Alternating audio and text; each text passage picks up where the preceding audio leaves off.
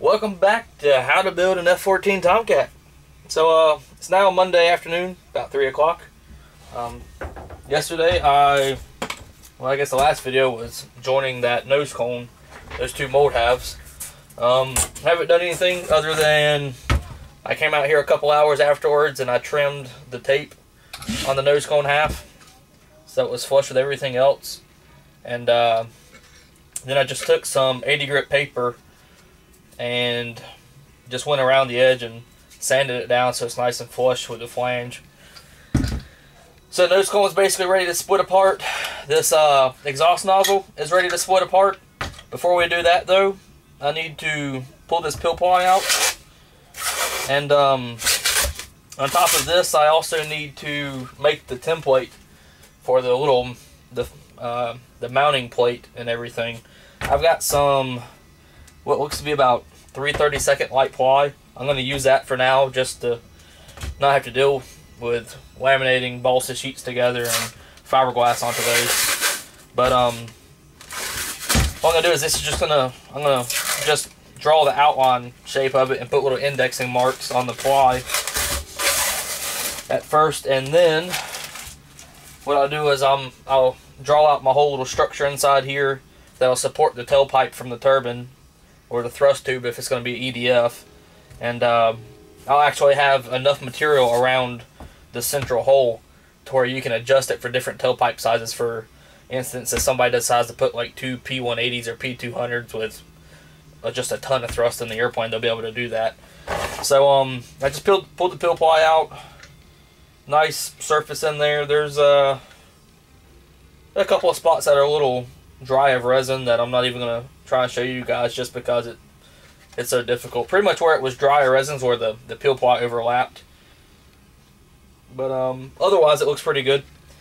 So I'm just going to flip this thing over on this light ply. This light ply is all warped. It's just some thing that I picked up with a whole bunch of other balsa wood that was in there.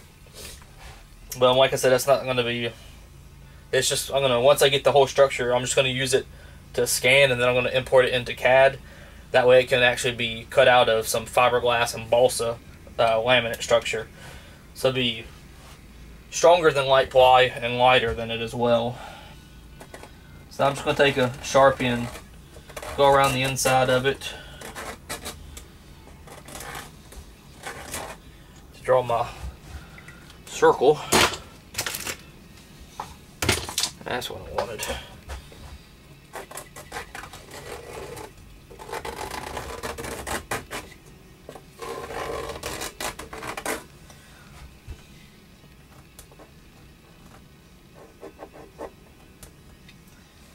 And then I just put a little indexing mark there and another one down in here.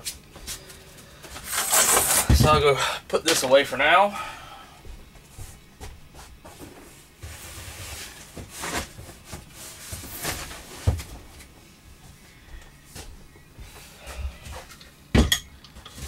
Move these two clamps. Before I do that though, I'm gonna a couple of spots where the glass is a little higher than the rest of it.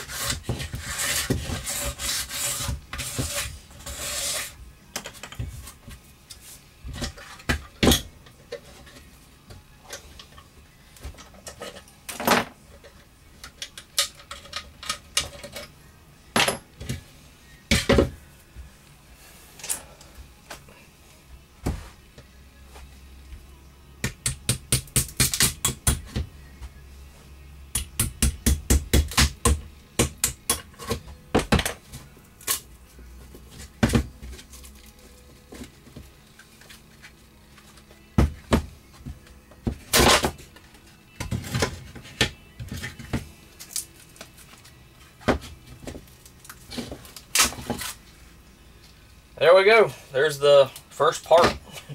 That actually turned out a lot better than I was expecting. So, I'll see if I can't get a nice little focused in close up here, but you see there's the overlaps, the little end where they don't overlap. Down in there you've got all the spot weld detail. I mean, that thing, as I try and knock the camera over, I couldn't ask for much better. Actually, it's pretty dang light too. Just so you can see how light this thing is.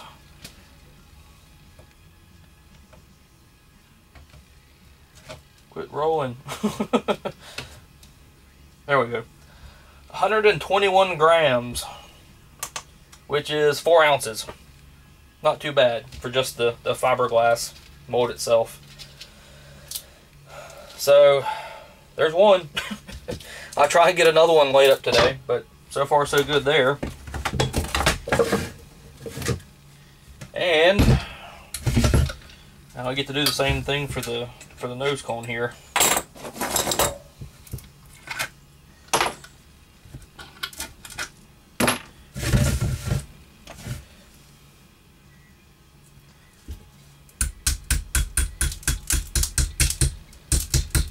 I'm just using some extremely small screwdrivers to pry these mold flanges apart.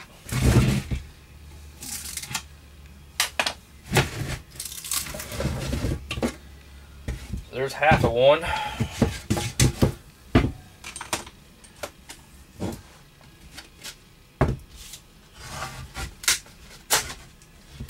And there we go. There's the nose cone. All nice and pretty. So, here we go. I mean, that's the first 2 parts right there. I extremely pleased with these. It's actually it's not all that heavy either. It is, oh, let's find a piece of cardboard to put up under there so it'll fit.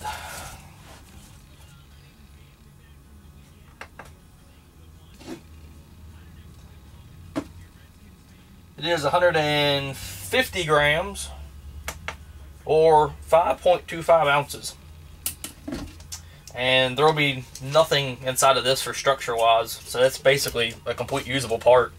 And as strong as this is, I mean, I'll use this on the actual flying model. That turned out extremely well. I'll clean up the flanges here. Of course, there's a little bit of, just a little bit of filling here and there, because it was not exactly perfect, but you can see there's a little spot right there. But otherwise, I mean, the seams are pretty faultless. And just to see how it fits on the model,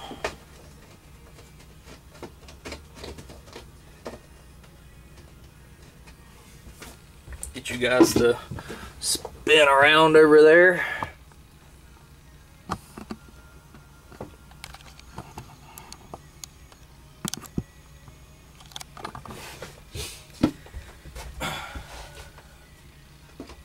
A little bit of it's not quite as thick as the plug was. That plug was 3/32 sheeting, so I mean it wobbles on there, but that's the whole point in laying these up, is so I can build up this flange so it fits nice and tight. Then I can adjust the body filler ever so little bit.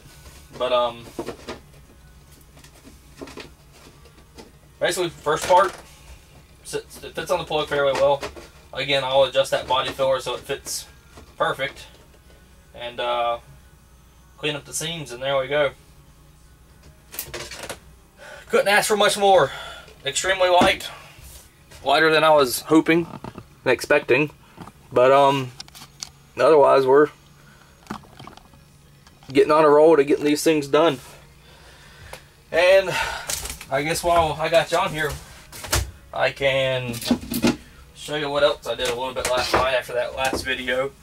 I went ahead and separated one of the overwing fairing molds from the plug. As I expected, there was a little bit of damage.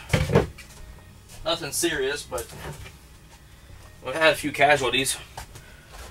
Overall, this is the right plug and mold. It took me a good half hour, 45 minutes to get this thing out last night, just because it was impossible. And even now, it fits in there extremely snug. So you have to use a screwdriver to get one corner started and work along this back side. But once you get it started, it pops out fairly easy. And the only reason it pops out easy now is because the stiffeners are gone. I fully expected those things to get stuck in there just because this thing is extremely difficult to mold, just because of the shape of it and all the complexities of it. But it's molded, it's out. I haven't separated the other one yet. This outboard fairing is completely gone. It's in the trash now. It just when it came out in pieces. I literally had to dig it out with a screwdriver. The inboard one actually fared a little bit better. It still got stuck in there and it peeled off, but it came out mostly in one piece instead of about 10 or 15 pieces. But overall, the majority of the plugs done were usable again. But instead of reusing it, I'm just going to set it aside. And I'm going to lay up an extremely thick layup of fiberglass in here after I figure out some way of getting the stiffeners to release a little bit easier. Like I mentioned before in the last video, I'll probably put holes down in there so I can inject compressed air to help pop it loose. But I'll make a really thick set of fiberglass ones, and I'll pop those loose, and that'll become the new plugs. That way I'll always have this set with me. Since these, I'd have to do more work to them, and while make another set from scratch when you got a mold that you can make the exact same thing from. So I separated that last night.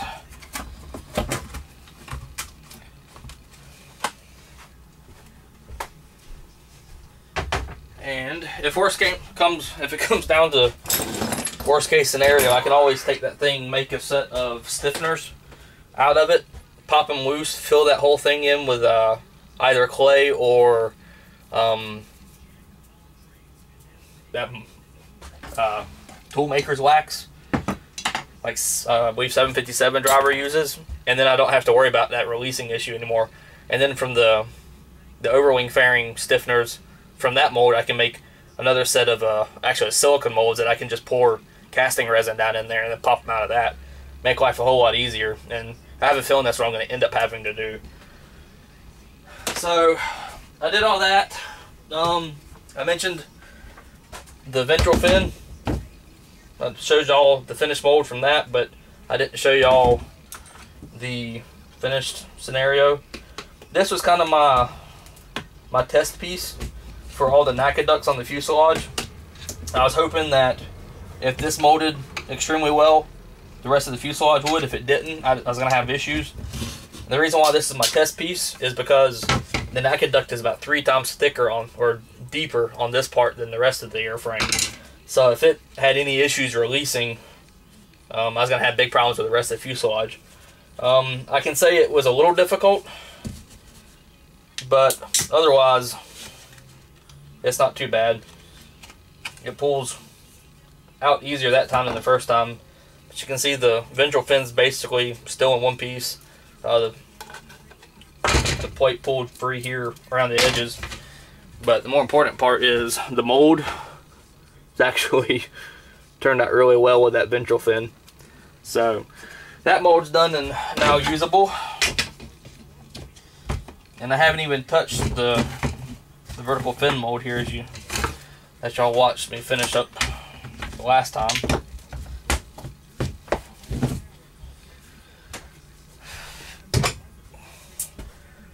So we can go ahead and start separating that big monster, see how that forward flange does. Hopefully it doesn't destroy that fairing with that NACA duct, because that thing was a pain to get right.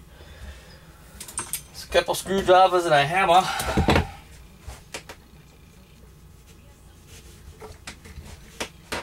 Again, I mentioned this layup was a little lighter than the rest of this mold, just so it'd be a little easier to release.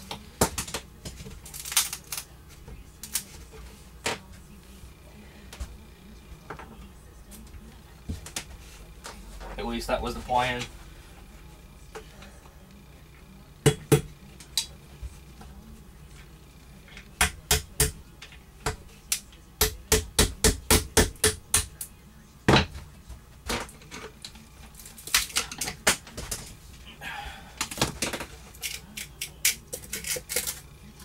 There we go. That worked out just like I hoped it did.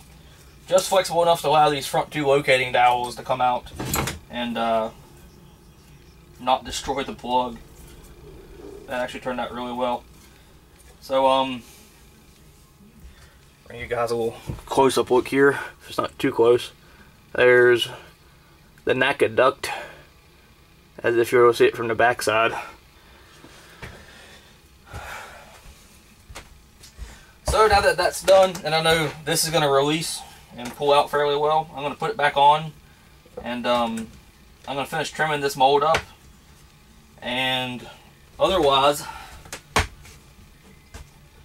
I'm just going to leave it sitting like that until it comes time to actually pull it apart to put the to start laying up a vertical fin.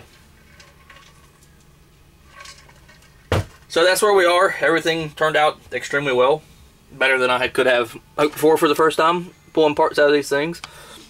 So until next time, whatever that happens to be, before or after Thanksgiving, or if I get the chance to mold a wing panel this week, I'll get the video going. If not, everybody have a great Thanksgiving holiday for those of you here in the States. For the rest of y'all, have a good time, and we'll see you in the shop.